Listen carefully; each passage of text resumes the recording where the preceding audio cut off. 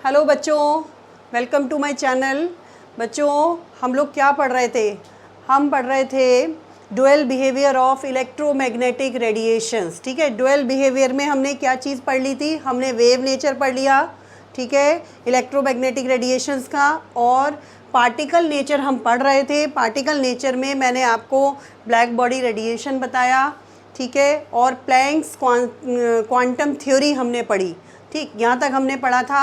अभी इसमें photo electric effect एक टॉपिक और बचा हुआ है, उसे आज हम पहले कर लेते हैं, फ़ोटो इलेक्ट्रिक इफ़ेक्ट। ठीक है बच्चों, और उसके बाद हम करेंगे एटॉमिक स्पेक्ट्रा। राइट, ठीक है। तो फ़ोटो इलेक्ट्रिक इफ़ेक्ट होता क्या है बच्चों? देखो, फ़ोटो इलेक्ट्रिक इफ़ेक्ट होता है, नाम से पता चल रहा है, फोटोन्स मतलब लाइट, और लाइट के डालने, देखो फ़ोटो इलेक्ट्रिक इफ़ेक्ट, एक हमने यहाँ पर मेटल का सरफेस लिया। हमने क्या लिया? एक मेटल सरफेस लिया, ठीक है बच्चों।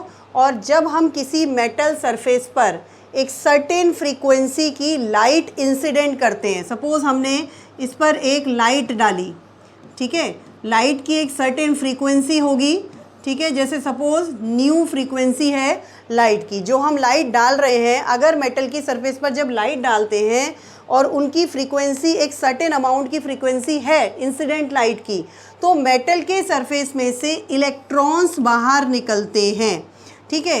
इस इजेक्शन ऑफ इलेक्ट्रॉन्स को, ठीक है बच्चों, इस इजेक्शन या इमिशन ऑफ इलेक्ट्रॉन्स को जब मेटल की सरफेस पर लाइट स्ट्राइक होती है, इसे हम कहते हैं फोटो इलेक्ट्रिक इफेक्ट। मतलब फोटोन्स को डालने से इलेक्ट्रॉन्स का बाहर निकलना। फोटो, यहाँ जैसे अभी मैं बता रही थी आपको, फोटो मतलब फोटोन्स को जब हमने डाला, light in the form of photons होती है, पैकेट्स ऑफ एनर्जी होती है, हमने क्वांटम थ्योरी में पढ़ा, ठीक है। तो जैसे ही आप फोटोन्स डाल रहे हो, वैसे ही क्या हो रहा है? इलेक्ट्रॉन्स निकल रहे हैं, यानी कि इलेक्ट्रिक इफेक्ट आ रहा है। तो इस फिनोमिना को हम बोलते हैं लाइट के डालने से इलेक्ट्रॉन्स का बाहर निकलना, that is called photo electric effect, ठीक है। अब कुछ इसके पॉइंट्स होते हैं।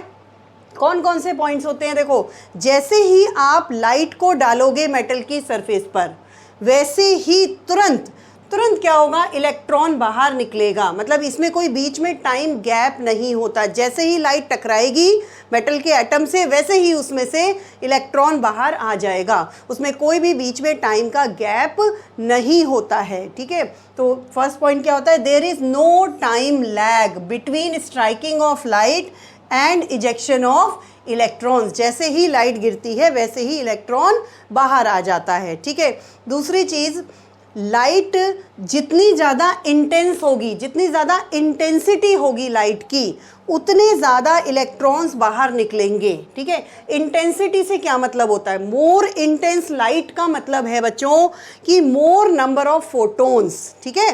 मोर इंटेंस, इंटेंसिटी का मतलब क्या है?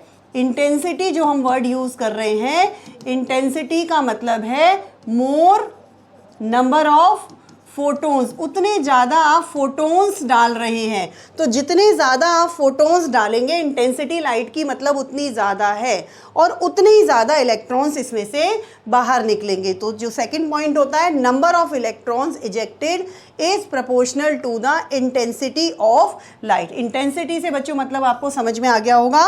What does it mean? Intensity का मतलब क्या होता है? मोर नंबर ऑफ फोटोन्स, ठीक है। अब आ जाते हैं minimum frequency. Minimum frequency required to eject the electrons is called threshold frequency, ठीक है। इलेक्ट्रॉन को, अभी यहाँ भी मैंने आपको बताया कि जब हम लाइट को स्ट्राइक करते हैं तो उसकी एक मिनिमम अमाउंट ऑफ फ्रीक्वेंसी, एक सर्टेन फ्रीक्वेंसी होनी चाहिए, ठीक है। क्यों होनी चाहिए? क्योंकि बच्चों हमें उस इलेक्ट्रॉन को बाहर निकालना है। जैसे आप इसका एक एग्जांपल ऐसे समझ सकते हो, मान लीजिए एक टेबल है, ठीक है, और उस टेबल को, बहुत भारी सी टेबल है, और उस टेबल को आपको अपनी जगह से डिस्प्लेस करना है, उसको पुश करके, उसको धक्का लगा के, ठीक है। तो क्या होगा? अगर आप उसको कम फोर्स के साथ पुश करोगे तो वो टेबल डिस्प्लेस नहीं होगी, लेकिन आपको एक मिनिमम अमाउंट ऑफ फोर्स उस पर अप्लाई करना ही पड़ेगा उस टेबल को डिस्प्लेस करने के लिए, ठीक है ना। तो वो जो मिनिमम अमाउंट ऑफ फोर्स लगाया आपने डिस्प्लेस करने के लिए, वो क्या हो गया? आपका थ्रेशोल्ड फोर्स, थ्रेशोल्ड फ्रीक्वेंसी हो गया, ठीक है। ऐसे ही इन इलेक्ट्रॉन्स को बाहर निकालने के लिए भी बच्चों हमें एक मिनिमम अमाउंट ऑफ फ्रीक्वेंसी की ज़रूरत होती है, जो कि चाहिए हमें इलेक्ट्रॉन को बाहर निकालने के लिए, राइट। तो उस फ्रीक्वेंसी को हम एक नाम दे देते हैं थ्रेशोल्ड फ्रीक्वेंसी, और उसका सिंबल हम यूज़ करते हैं न्यू नॉट। न्यू फ्रीक्वेंसी का सिंबल होता है ना, और उसको यहाँ पर नॉट लगा देते। तो ये जो न्यू नॉट है, it is the symbol used for threshold frequency. और थ्रेशोल्ड फ्रीक्वेंसी क्या होती है? Minimum amount of frequency, minimum frequency which is required to eject the electrons from the metal surface, right. समझ में आया? ठीक है। अच्छा, अब बच्चों देखो, मिनिमम फ्रीक्वेंसी हो गई, तो फ्रीक्वेंसी किससे रिलेटेड होती है? फ्रीक्वेंसी एनर्जी से रिलेटेड होती है। तो हम इसको मिनिमम एनर्जी की टर्म्स में भी बोल सकते हैं। एनर्जी कैसे निकलती है फ्रीक्वेंसी से? एनर्जी का फॉर्मूला क्या होता है? एनर्जी इज इक्वल टू होता है एच न्यू, ठीक है। एच न्यू होता है, ये आपने प्लैंक क्वांटम थ्योरी में पढ़ लिया कि फ्रीक्वेंसी से हम एनर्जी इस फॉर्मूले से निकालते हैं। तो मिनिमम एनर्जी अगर आप निकालेंगे तो वो हो जाती है एच न्यू नॉट। न्यू की जगह क्या लिख दिया हमने? New not. पर यहाँ पर इसको हम ई से डिनोट ना करके हम इसके लिए एक सिंबल यूज़ करते हैं बच्चों। वो सिंबल होता है हमारा वर्क फंक्शन, उसे हम कहते हैं वर्क फंक्शन, और डब्ल्यू नॉट से हम उसको डिनोट करते हैं। डब्ल्यू नॉट हमारा क्या है? It is called work function, ठीक है। तो वर्क फंक्शन किसे कह रहे हैं हम? Work function is the minimum amount of energy which is required to eject the electrons from the metal surface. मतलब ये मिनिमम एनर्जी हो गई जो कि हमें इलेक्ट्रॉन को निकालने के लिए चाहिए, ठीक है बच्चों। ये मिनिमम एनर्जी होगी। अब ये तो हो गया मिनिमम एनर्जी की बात कि इतनी एनर्जी की तो हमें ज़रूरत है इलेक्ट्रॉन को बाहर निकालने के लिए, ठीक है। मान लीजिए कि आप इससे ज़्यादा एनर्जी, मतलब जो न्यू आप ये फॉल कर रहे हैं, ये is greater than new naught है। मान लीजिए जो मिनिमम अमाउंट ऑफ फ्रीक्वेंसी है उससे बहुत ज़्यादा है आपकी न्यू, जिस फ्रीक्वेंसी की आप लाइट डाल रहे हैं वो बहुत ज़्यादा है। तो क्या होगा बच्चों? जो ज़्यादा एनर्जी होगी, आप वही टेबल वाला एग्जांपल लेते हैं, तो एक तो टेबल को उस डिस्प्लेस करने के लिए आपने मिनिमम फोर्स लगाया, ठीक है। और अगर आप उस मिनिमम से बहुत ज़्यादा फोर्स लगा रहे हो उस टेबल को डिस्प्लेस करने के लिए, तो क्या होगा? वो टेबल उतनी ही दूर जाएगी। यानी कि जो आपने एक्स्ट्रा एनर्जी लगाई, उस एक्स्ट्रा एनर्जी से उस टेबल को क्या मिली? काइनेटिक एनर्जी मिली। ऐसे ही जो एक्स्ट्रा फोटोन, एक्स्ट्रा एनर्जी आप डालेंगे, एक तो न्यू नॉट हो गई फ्रीक्वेंसी, और उससे ज़्यादा जितनी भी फ्रीक्वेंसी आप ले रहे हैं, उससे जितनी ज़्यादा एनर्जी आप ले रहे हैं, वो डिफरेंस जो होगा एनर्जी का, that will be converted into kinetic energy of the electron। मतलब वो उसको इलेक्ट्रॉन को क्या प्रोवाइड करेगी? वो इलेक्ट्रॉन को काइनेटिक एनर्जी प्रोवाइड करेगी। तो इसका मतलब हम kinetic energy of the electron कैसे निकाल सकते हैं? Kinetic energy of electron will be equal to H nu. H nu तो बच्चों एनर्जी हो गई जो कि मिनिमम एनर्जी हमने डाली है मेटल के सरफेस पर, ठीक है। उसमें से एच न्यू नॉट हमने माइनस कर दिया, क्योंकि ये एनर्जी वो हो गई जो कि हमें इलेक्ट्रॉन को बाहर निकालने के लिए चाहिए, तो वो माइनस हो जाएगी। जो बचेगी वो क्या हो जाएगी? वो काइनेटिक एनर्जी ऑफ इलेक्ट्रॉन हो जाएगी। तो ये बच्चों एक फॉर्मूला बन गया काइनेटिक एनर्जी ऑफ इलेक्ट्रॉन निकालने के लिए, काइनेटिक एनर्जी ऑफ इलेक्ट्रॉन, ठीक है बच्चों। और ये आपका वर्क फंक्शन होता है एच न्यू नॉट, ये मिनिमम एनर्जी है वर्क फंक्शन, और new not is the threshold frequency है। तो बच्चों इससे रिलेटेड सारे पॉइंट्स आपको समझ में आ गए होंगे फोटो इलेक्ट्रिक इफेक्ट के बारे में। अब ये हमने पूरा पार्टिकल नेचर जो था वो कंप्लीट कर लिया। अच्छा, अब हम आते हैं एटॉमिक स्पेक्ट्रा पे। मैंने 2 पॉइंट्स, 2 डेवलपमेंट आपको बताए थे, dual behaviour of electromagnetic radiations और एक एटॉमिक स्पेक्ट्रा। तो डुअल बिहेवियर बच्चों हमने पढ़ लिया है। अब हम पढ़ेंगे एटॉमिक स्पेक्ट्रा। स्पेक्ट्रा क्या होता है? स्पेक्ट्रम शब्द होता क्या है? ठीक है, आपने बहुत बार देखा होगा, इंद्रधनुष देखा होगा बच्चों आपने, रेनबो जो बनता है, या आपने उसमें देखा होगा उसमें 7 रंग होते हैं, ठीक है, 7 कलर होते हैं। या हम वाइट लाइट को अगर हम प्रिज्म से पास करते हैं तो वो प्रिज्म क्या करता है? उस लाइट को स्प्लिट कर देता है अ बैंड ऑफ 7 कलर्स में। तोड़ देता है उनको। वाइट लाइट में 7 कलर्स होते हैं, तो उन 7 कलर्स को प्रिज्म क्या करता है, अलग अलग कर देता है, ठीक है।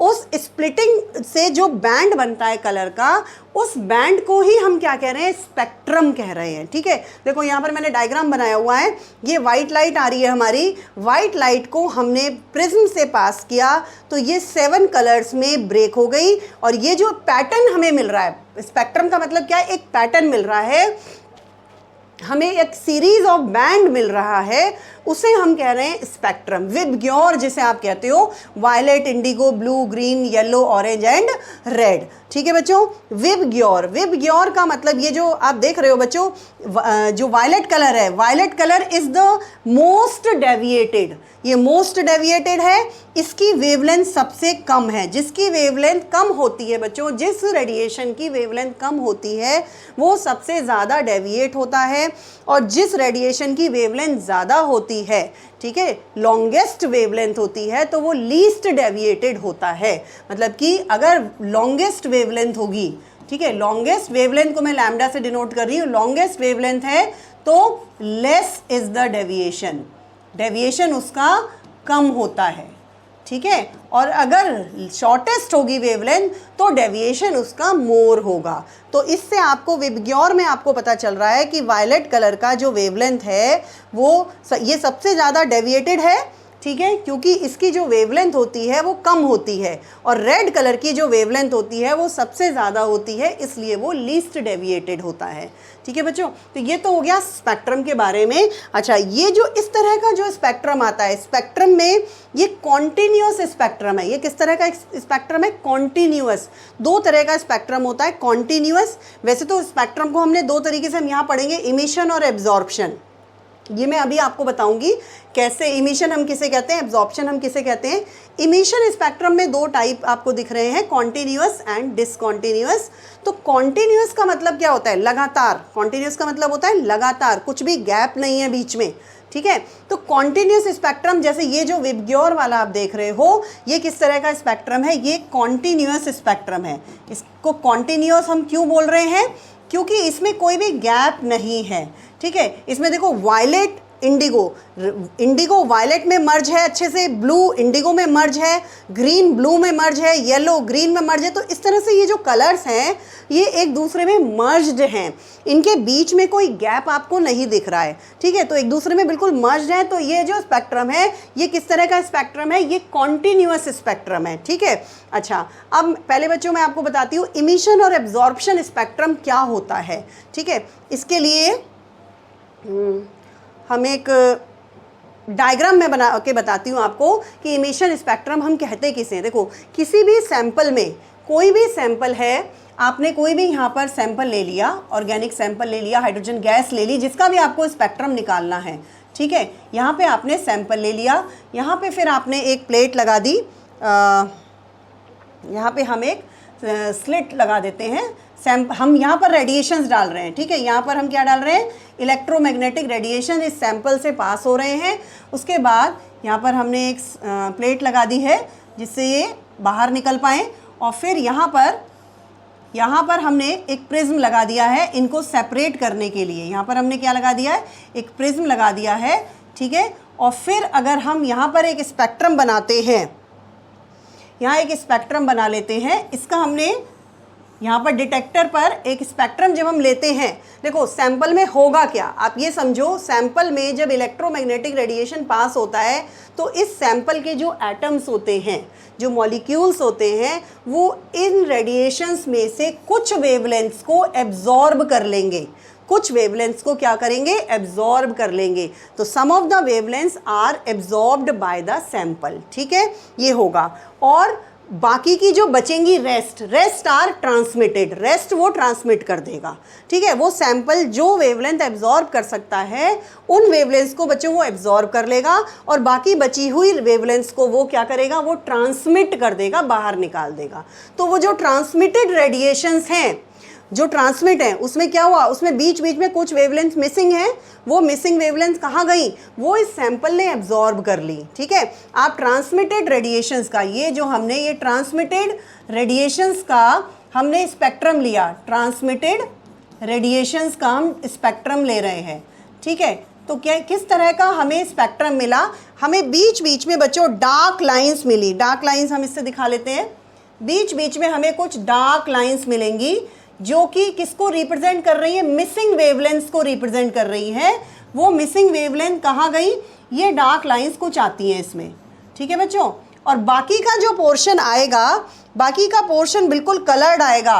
ये पोर्शन, ये जो आपको दिखाई देगा, ये आपको कलर्ड पोर्शन दिखाई देगा। बिल्कुल ये कलर्स आएंगे, डिफरेंट कलर्स आएंगे यहाँ पर, ठीक है। मैंने एक ही कलर से बना दिया है, ठीक। ये कलर्स आएंगे, ये मतलब ये कलर्ड पार्ट है, ये कलर्ड पार्ट है, और ये आपके डार्क स्पेसेस हैं। ये क्या है, ये डार्क स्पेसेस हैं, ठीक है बच्चों। डार्क लाइंस हैं, स्पेसेस की जगह हम लाइंस कह सकते हैं इसको, क्योंकि ये लाइंस की फॉर्म में है, ठीक है। डार्क लाइंस कर लेते हैं इनको, ठीक। अब ये डार्क लाइन समझ में आ रहा होगा तुम्हें। ये वेवलेंथ, जिन वेवलेंथ पर हमें डार्क लाइन दिखाई दे रही है, वो वेवलेंथ कहाँ गई, वो वेवलेंथ इस सैंपल ने एब्जॉर्ब कर ली, ठीक है। तो ये जो ट्रांसमिटेड रेडिएशन का आप स्पेक्ट्रम निकाल रहे हो, जिसमें बीच बीच में मिसिंग वेवलेंथ्स हैं, ये है आपका बच्चों एब्जॉर्प्शन स्पेक्ट्रम। ये कैसा स्पेक्ट्रम है, एब्जॉर्प्शन स्पेक्ट्रम है ये, ठीक है। समझ में आ गया होगा। अब आगे चलते हैं। जो सैंपल ने वेवलेंथ एब्जॉर्ब करी, उस वेवलेंथ का क्या हुआ, उससे क्या हुआ, उससे इसके जो एटम्स हैं एक्साइटेड स्टेट में चले गए, ठीक है। क्योंकि इसने एनर्जी एब्जॉर्ब करी, वेवलेंथ एब्जॉर्ब करी, तो इसके जो एटम्स हैं वो कहाँ चले गए बच्चों, वो एक्साइटेड स्टेट में चले गए। और एक्साइटेड स्टेट में वो क्योंकि स्टेबल नहीं होते हैं, तो वो उन रेडिएशंस को फिर धीरे धीरे इमिट करते हैं, और इमिट करते हैं और वापस अपनी ग्राउंड स्टेट में आ जाते हैं, ठीक है। तो जब वो उन रेडिएशंस को इमिट करेंगे, जो वेवलेंथ उसने एब्जॉर्ब करी हैं, उनको जब वो इमिट करेंगे और उसका अगर हम स्पेक्ट्रम लेंगे इसी तरीके से, ठीक है, तो क्या होगा बच्चों, उसका जो स्पेक्ट्रम आएगा वो इस तरह का आएगा। देखो, जहाँ पर यह इस वाले स्पेक्ट्रम में, एब्जॉर्प्शन स्पेक्ट्रम में जहाँ डार्क लाइंस आई थी, वहाँ इसमें कलर्ड लाइंस आ जाएंगी, वहाँ इसमें कलर्ड लाइंस आ जाएंगी, बिल्कुल उसी जगह पर जहाँ पर ऊपर आपने डार्क लाइंस देखी। और बाकी का जो स्पेस है ये कलर्ड आएगा आपका, बाकी का जो स्पेस है ये तो आपका कलर्ड आएगा बच्चों, बाकी का डार्क आएगा, ठीक है। डार्क क्यों आएगा, क्योंकि वहाँ कुछ नहीं है, केवल जो उसने वेवलेंथ एब्जॉर्ब करी थी वही तो वो इमिट करेगा, ठीक है। तो ये जो इमिटेड रेडिएशंस का जब हम स्पेक्ट्रम ले रहे हैं, ये हमारा है इमिशन स्पेक्ट्रम। ये क्या है, ये इमिशन स्पेक्ट्रम है। तो ये दोनों स्पेक्ट्रम एक दूसरे के नेगेटिव होते हैं, ठीक है। यानी कि ये इसका बिल्कुल नेगेटिव है, ये इसका बिल्कुल नेगेटिव है, अपोजिट हैं। देखो, जो वेवलेंथ इसमें मिसिंग थी बच्चों, वहीं पर इसमें क्या दिखाई देगा, कलर दिखाई देगा, बाकी इसमें पूरा पोर्शन डार्क रहेगा। ये इसमें डार्क स्पेसेस हैं, ये इसमें डार्क स्पेसेस हैं, ठीक है। और ये इसमें कलर्ड लाइंस हैं। ये क्या है, ये कलर्ड लाइंस हैं। इसीलिए बच्चों इस इमिशन स्पेक्ट्रम को ही हम क्या कहते हैं, लाइन स्पेक्ट्रम। इसको हम क्या कहते हैं, लाइन स्पेक्ट्रम भी हम इसी को कहते हैं, ठीक है। तो ये हो गया difference between absorption and emission spectrum, समझ में आ गया होगा। और ये जो दोनों ही टाइप आपने देखे हैं, ये एब्जॉर्प्शन भी इमिशन भी, ये डिसकॉन्टिन्यूअस स्पेक्ट्रम है। डिसकॉन्टिन्यूटी आ रही है बीच बीच में, ठीक है। डिसकॉन्टिन्यूटी का मतलब बीच में ब्रेक आ रहा है। कॉन्टिन्यूअस आपने अभी देखा जिसमें कोई गैप नहीं है, लगातार मर्ज है कलर, वो कॉन्टिन्यूअस स्पेक्ट्रम है। और ये कैसा है, इमिशन स्पेक्ट्रम, ये डिसकॉन्टिन्यूअस स्पेक्ट्रम है, ठीक है बच्चों। तो इमिशन और एब्जॉर्प्शन की हम डेफिनेशन पढ़ लेते हैं। यहाँ पे देखो, सबसे पहले हमने ये देखा विबग्योर किसे कहते हैं हम, कॉन्टिन्यूअस स्पेक्ट्रम का एक टाइप है। Types of spectrum, emission spectrum और एब्जॉर्प्शन स्पेक्ट्रम, दो टाइप हो गए। दोनों मैंने आपको अभी समझाए, किसे हम इमिशन कहते हैं, किसे हम एब्जॉर्प्शन कहते हैं। इमिशन के फर्दर दो टाइप, कॉन्टिन्यूअस, डिसकॉन्टिन्यूअस, ठीक है। यहाँ पर देखो, उसके बाद आगे चलते हैं। इमिशन स्पेक्ट्रम हम किसे कहते हैं, the spectrum of radiations emitted by the substance. जो इमिटेड रेडिएशंस जो वो एब्जॉर्ब करता है, और एब्जॉर्ब करने के बाद जब वो इमिट करता है, जब उन रेडिएशंस का हम स्पेक्ट्रम लेते हैं, तो उसे हम क्या कह रहे हैं, उसे हम इमिशन स्पेक्ट्रम कह रहे हैं, ठीक है। और एब्जॉर्प्शन स्पेक्ट्रम हम किसे कह रहे हैं, it is the photographic negative of an emission spectrum. Photographic negative था, आपने देखा था, ठीक है। When radiations are pass through a sample, एक सैंपल से जब हम रेडिएशन पास करते हैं, तब क्या होता है, some of the wavelengths are absorbed, कुछ वेवलेंथ्स एब्जॉर्ब हो जाती हैं एंड रेस्ट आर ट्रांसमिटेड, बाकी की ट्रांसमिट हो जाती हैं। स्पेक्ट्रम ऑफ ट्रांसमिटेड रेडिएशंस, जो हम ट्रांसमिटेड रेडिएशन का स्पेक्ट्रम लेते हैं उसे ही हम एब्जॉर्प्शन स्पेक्ट्रम कह रहे हैं, जिसमें कि बीच बीच में क्या होता है, डार्क स्पेसेस होते हैं जो कि कॉरस्पॉन्ड होते हैं, corresponding to the absorbed wavelengths होते हैं। ठीक है, तो ये होता है आपका एब्जॉर्प्शन स्पेक्ट्रम बच्चों। तो इमिशन और एब्जॉर्प्शन मेरे हिसाब से आपको समझ में आ गया होगा, फिर भी अगर कोई डाउट रह जाता है तो आप पूछ सकते हैं कमेंट सेक्शन में। ठीक है बच्चों, चलिए आगे चलते हैं। ये आपको मैंने डायग्राम समझा दिया, ठीक है, इसको समझने के लिए आप बना सकते हैं अपनी कॉपी में। अच्छा, अब आगे चलते हैं लाइन स्पेक्ट्रम। अभी मैंने बताया आपको जो इमिशन स्पेक्ट्रम होता है उसी को हम क्या कहते हैं, लाइन स्पेक्ट्रम भी कहते हैं। लाइन स्पेक्ट्रम हाइड्रोजन का पढ़ते हैं। हाइड्रोजन के लाइन स्पेक्ट्रम के लिए क्या करेंगे, हमने एक डिस्चार्ज ट्यूब में हाइड्रोजन गैस ले लिया, हाइड्रोजन मॉलिक्यूल्स ले लिए, ठीक है, उसमें हम इलेक्ट्रिक डिस्चार्ज पास करेंगे। जब इलेक्ट्रिक डिस्चार्ज पास करेंगे तो जो हाइड्रोजन का जो मॉलिक्यूल है ये बीच में से टूट जाएगा और ये क्या बना देगा, हाइड्रोजन एटम बना देगा, हाइड्रोजन के एटम्स बन जाएंगे। ठीक है, और हाइड्रोजन के एटम्स पर जब इलेक्ट्रोमैग्नेटिक रेडिएशंस पड़ेंगे तो वो रेडिएशंस में से कुछ वेवलेंथ्स को ये हाइड्रोजन के एटम्स एब्जॉर्ब करेंगे और एक्साइटेड स्टेट में चले जाते हैं। ठीक है, और एक्साइटेड स्टेट में जाने के बाद बच्चों जब वो वापस आते हैं ग्राउंड स्टेट में तो बहुत सारी हमें लाइंस मिली। जब हमने हाइड्रोजन का स्पेक्ट्रम लिया तो हमने देखा कि बहुत सारी लाइंस हाइड्रोजन के स्पेक्ट्रम में हमें मिल रही हैं। ये मैंने एक फिगर बनाया हुआ है आपको हाइड्रोजन के लाइन स्पेक्ट्रम का, तो इतनी सारी आप देख रहे हो, इतनी सारी हमें लाइंस मिलती हैं। ठीक है बच्चों, तो इसमें देखो जैसे ये है, ये न्यूक्लियस हो गया और ये शेल्स हो गई आपकी। ठीक है, ये first shell, second shell, third shell. ठीक है, ये फर्स्ट शेल हो गई। अब जैसे अगर मान लीजिए जो लाइंस इस तरह से हमें फर्स्ट शेल में आ रहा है, ठीक है, यहाँ से आ रहा है, तो फर्स्ट शेल में जो आ रहा है वो लाइंस, जैसे इलेक्ट्रॉन, जो भी इलेक्ट्रॉन वापस ग्राउंड स्टेट में फर्स्ट शेल में आ जाएगा वो वाली लाइंस हमें यहाँ पे दिखाई दे रही हैं। जो सेकंड शेल में लौट कर आएगा, जो सेकंड शेल में, ये सेकंड शेल है जो यहाँ पर आएगा बच्चों, ठीक है, वो हमें यहाँ दिखाई दे रही है।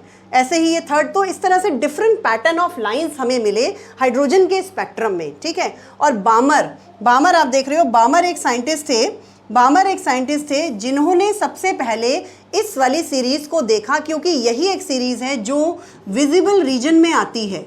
ये वाली जो सीरीज़ है ये विजिबल रीजन में आती है और इलेक्ट्रोमैग्नेटिक रेडिएशन का जो विजिबल रीजन वाला पार्ट होता है बच्चों, हमें केवल वही दिखाई देता है। बाकी की जो रीजन्स होते हैं वो हम नहीं देख सकते, जैसे यूवी है, आईआर है, माइक्रोवेव्स है, एक्सरेज हैं, वो हमें दिखाई नहीं देते हैं। ठीक है, तो बामर ने जो सबसे पहले देखा, लाइंस तो बहुत सारी आ रही थी, लेकिन जो ऑब्जर्व किया उन्होंने सबसे पहले, वो उन्होंने बामर सीरीज, इस वाली सीरीज़ को ऑब्जर्व किया जिसमें ग्राउंड स्टेट n की वैल्यू 2 है। ठीक है, और ये विजिबल रीजन में आती है। उनके ही नाम पर इस सीरीज़ को नाम दे दिया गया बामर सीरीज़। ठीक है, उसके बाद बामर ने ये भी बताया कि ये वाली जो सीरीज़ होती है एक फॉर्मूले को फॉलो करती है, न्यू बार आपको पता है वेव नंबर होता है। ठीक है, is equal to 109677 1/2 square minus 1/n square centimetre inverse. ठीक है, तो ये उन्होंने, बामर ने बताया कि ये वाली सीरीज इस मतलब इफ़ द स्पेक्ट्रल लाइंस, ये कब बताया उन्होंने कि if the spectral lines are expressed, ठीक है, are expressed in terms of wave number. ठीक है, हम किस फॉर्म में बता रहे हैं, जैसे आपने वेव्स की बहुत सारी कैरेक्टरिस्टिक्स पढ़ी थी कि हम उसको फ्रीक्वेंसी की टर्म्स में भी बताते हैं, हम उसको वेवलेंथ की टर्म में भी बताते हैं, वेव नंबर की भी टर्म में बताते हैं। तो उन्होंने कहा कि अगर स्पेक्ट्रल लाइंस को हम वेव नंबर से बता रहे हैं तो wave number is equal to होता है 109677, ये कांस्टेंट वैल्यू है, 1/2 स्क्वायर। 2 जो आप देख रहे हो बच्चों, ये ये इसके लिए ग्राउंड स्टेट हो गया, बामर सीरीज के लिए n की वैल्यू क्या है, 2 है। ठीक है, तो ये ग्राउंड स्टेट हो गया, माइनस n स्क्वायर। n का मतलब ये है कि 2 के ऊपर कोई भी लेवल हो सकता है, 3 हो सकता है, 4 हो सकता है, 5 हो सकता है, कोई भी लेवल हो सकता है। इस फॉर्मूले का डेरिवेशन भी अभी हम आगे करेंगे, मैं आपको बताऊंगी ये फॉर्मूला कहाँ से आया। ठीक है, उन्होंने ये बताया। उसके बाद बामर के बाद ये देखा गया कि जितनी भी और स्पेक्ट्रल लाइंस आ रही हैं, ठीक है, वो सभी इस फॉर्मूले को फॉलो करती हैं। तो एक जनरल फार्मूला बना दिया गया कि न्यू बार, रिडबर्ग ने बताया था, ये वाला जो फॉर्मूला था किसने बताया था, रिडबर्ग ने बताया था। ठीक है, 109677 1 upon n1 square minus 1 upon n2 square, ठीक है, सेंटीमीटर इनवर्स में है ये, ठीक। तो ये वाला जो फॉर्मूला होता है सभी स्पेक्ट्रल लाइंस इस फॉर्मूले को फॉलो करती हैं। यहाँ पर n1 और n2 क्या है, n1 is the ground level, ठीक है, और n2 is the excited level. अब ये बहुत सारी सीरीज आप देख रहे हो, एक टेबल बनाई उन्होंने, एक टेबल बना लेते हैं हम, ठीक है, इसको रब कर देती हूँ मैं। यहाँ पर हम एक टेबल बना लेंगे। जो सीरीज हमें मिली बच्चों,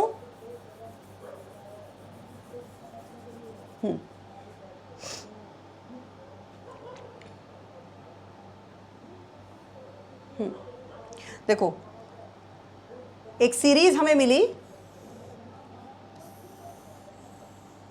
कौन कौन सी सीरीज हमें मिल रही है, हमें मिल रही है सीरीज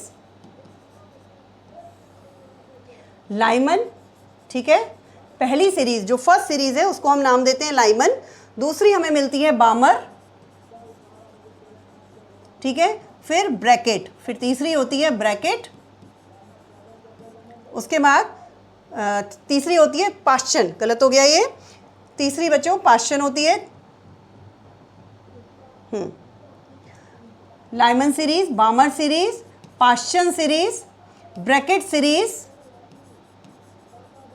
और पीफंड सीरीज। ये 5 सीरीज हैं। इनके लिए n1 की वैल्यू,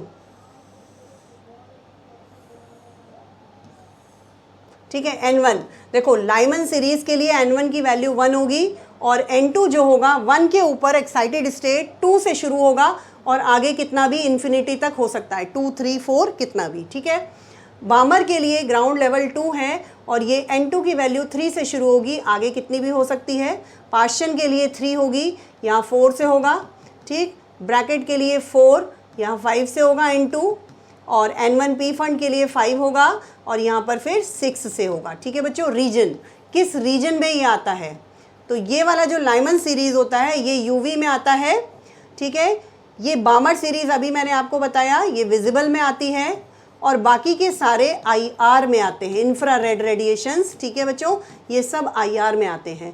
तो ये इतनी तरह की हमें सीरीज़ मिलती हैं और ये सभी सीरीज़ इस फॉर्मूले को फॉलो करती हैं। Nu bar is equal to 109677 1 upon n1 square minus 1 upon n2 square, ठीक है बच्चों। तो ये हाइड्रोजन स्पेक्ट्रम का डायग्राम बना लीजिए आप लोग, ये टेबल बना लीजिए, ये फॉर्मूला नोट कर लीजिए, ठीक है बच्चों, नोट कर लीजिए, जल्दी से नोट कर लिया होगा मेरे ख्याल से आपने। चलिए अब आगे चलते हैं।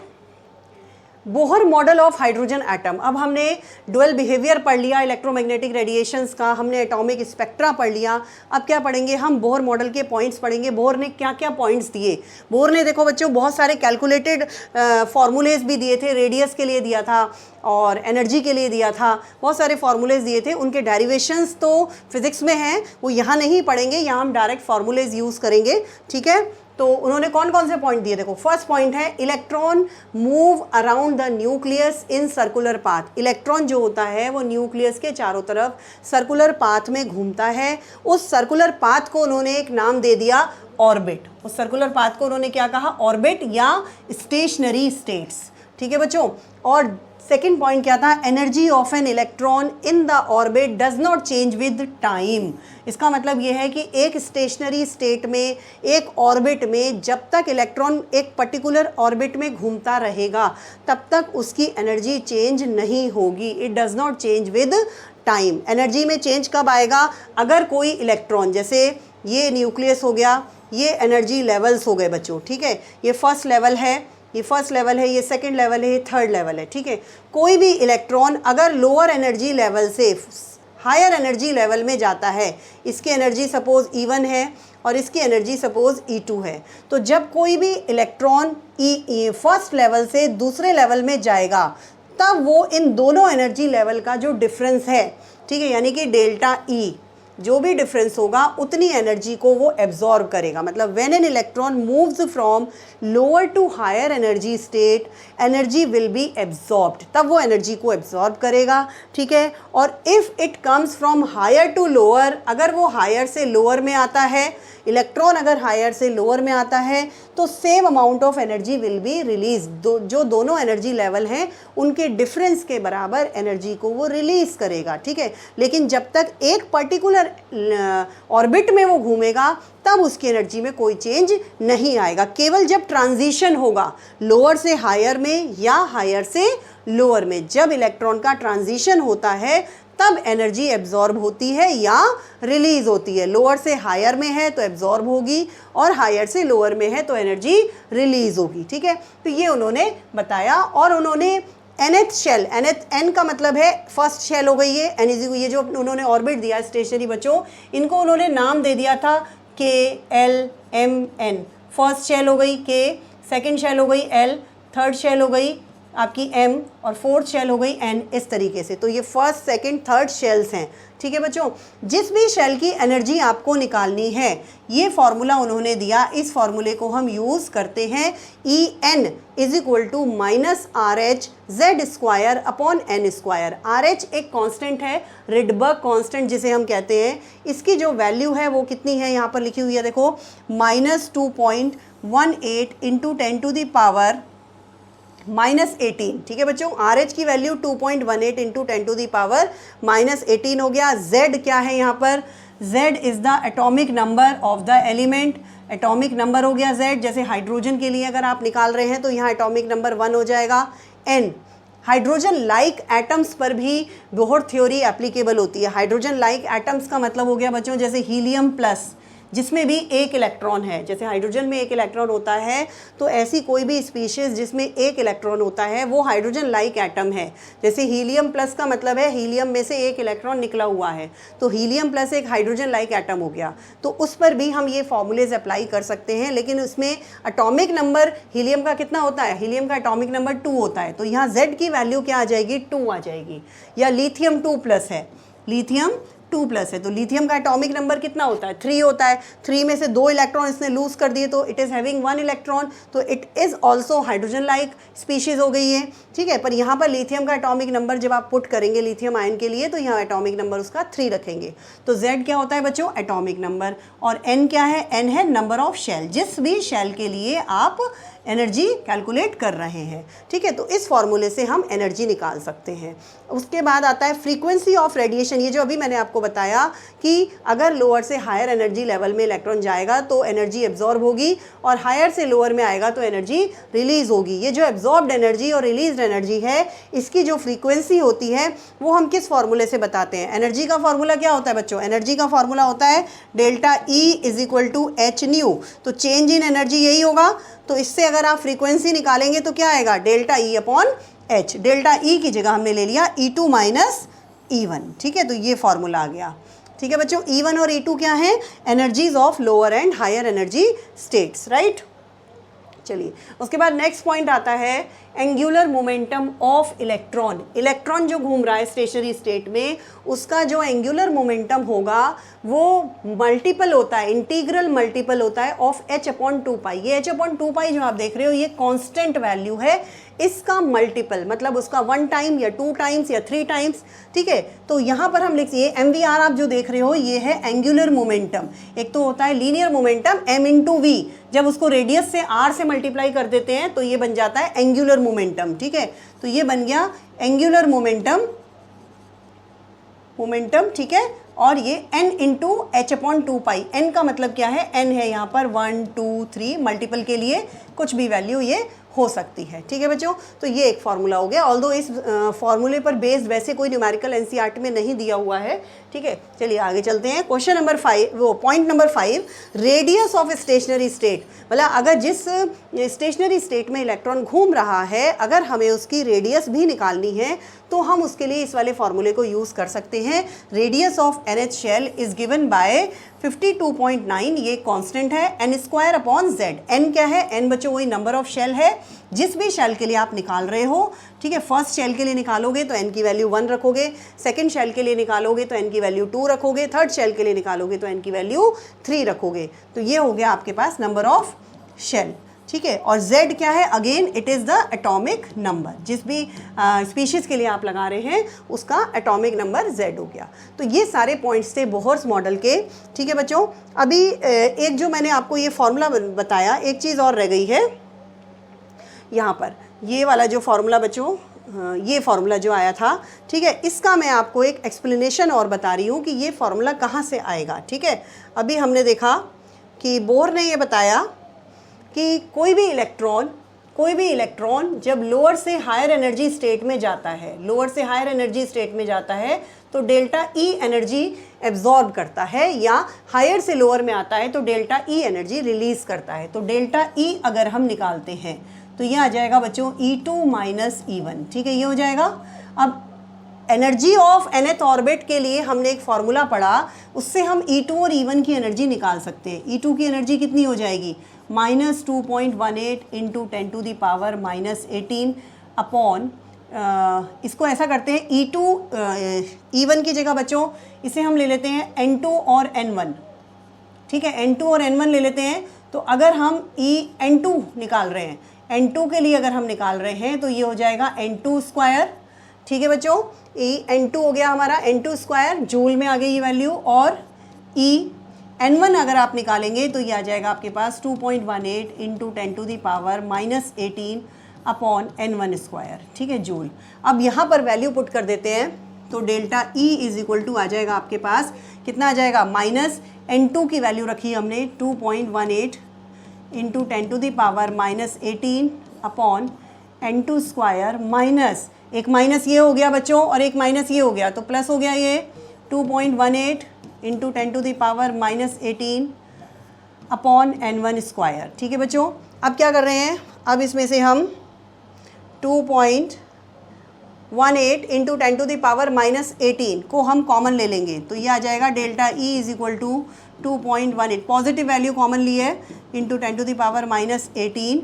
और यहाँ आपके पास क्या बचेगा बच्चों? पहले पॉजिटिव वाला लिख देते हैं, 1 upon N1 square minus 1 upon N2 square. ये फार्मूला आपके पास जूल में आ गया, ठीक है बच्चों, ये फार्मूला आपके पास जूल में आ गया। तो एक तो ये वाला फार्मूला भी क्वेश्चंस में यूज़ होगा, इस पर बेस भी न्यूमेरिकल्स हैं, इसमें अभी हम आगे भी इसको फॉरवर्ड करेंगे, आगे भी और सॉल्व करेंगे। इसमें आगे सॉल्व करने के लिए देखो delta E is equal to क्या होगा? HC बाय लैम्डा, ये होगा। तो इसकी जगह पर हम क्या लिख सकते हैं? HC बाय लैम्डा रख देते हैं यहाँ पर हम, ठीक है। 2.18 into 10 to the power -18 1 upon N1 square minus 1 upon N2 square, ठीक है बच्चों, ये आ गया। अच्छा, अब क्या करेंगे बच्चों? ये जो वैल्यू चल रही है ये आपकी जूल में आ रही है। अब 1 बाय लैम्डा को जो आप देख रहे हो इसको तो हम लिख देंगे न्यू बार, 1 बाय लैम्डा होता है न्यू बार। और H और C को यहाँ डिवाइड में ले जाएंगे, 2.18 into 10 to the power -18, H की वैल्यू रख दी 6.6 इंटू 10 टू दी पावर -34, और C की भी वैल्यू रख दी, ये जूल सेकंड में आ गया। और C की वैल्यू रख दी हमने 3 into 10 to the power 8 metre पर सेकेंड, ठीक है बच्चों। दोनों H और C दोनों की वैल्यू रख दी और यहाँ आ गया 1 upon N1 square minus 1 upon N2 square. तो ये जो आप देख रहे हो ये पूरा सॉल्व करके मीटर को सेंटीमीटर बना लेंगे हम, ठीक है। और ये सेकेंड्स कैंसिल हो जाएंगे, ठीक, जूल भी कैंसिल हो जाएगा क्योंकि यहाँ भी एक जूल है, ठीक है, जूल भी कैंसिल हो जाएगा। सारी चीज़ें ये सॉल्व करके हमारे पास फार्मूला आ जाएगा 109677 1 upon N1 square minus 1 upon N2 square, ठीक है, सेंटीमीटर इनवर्स। तो ये फार्मूला वही है जो मैंने आपको वहाँ पे बताया था। रिडबर्ग जो हमने यहाँ पर सीखा था फार्मूला, ये अभी बामर सीरीज़ के लिए, ठीक है। ये बच्चों ये वाला फार्मूला हमने डिराइव किया कि ये कहाँ से आया है, ये बोर थ्योरी के अकॉर्डिंग हम निकाल सकते हैं। ठीक है, ये एक्सप्लेनेशन हो गई उसकी। N1 और N2 आपको पता ही है कि N1 is the ground level और N2 is the excited level. जिस भी सीरीज़ मतलब 1 से 2 में जा रहा है इलेक्ट्रॉन या 2 से 1 में आ रहा है वो आप देख लीजिएगा, वो क्वेश्चन में बताएगा आपको। ठीक है बच्चों, तो आज हम इतना ही करेंगे। ये जो बोहर्स मॉडल से रिलेटेड सारी चीज़ें थी ये कंप्लीट कर लिया है आज हमने। ठीक, इसके बाद अब आपका जो आएगा वो शुरू होगा क्वांटम मैकेनिकल मॉडल, जिसमें हम हाइजेनबर्ग प्रिंसिपल, डुअल और डी ब्रोगली इक्वेशन पढ़ेंगे। ये सब चीज़ें अभी हमें पढ़नी बाकी हैं इस चैप्टर में, 2-3 लेक्चर इसमें अभी और लग जाएंगे। ठीक है बच्चों, चैनल को सब्सक्राइब कर दीजिएगा। Thank you so much for watching.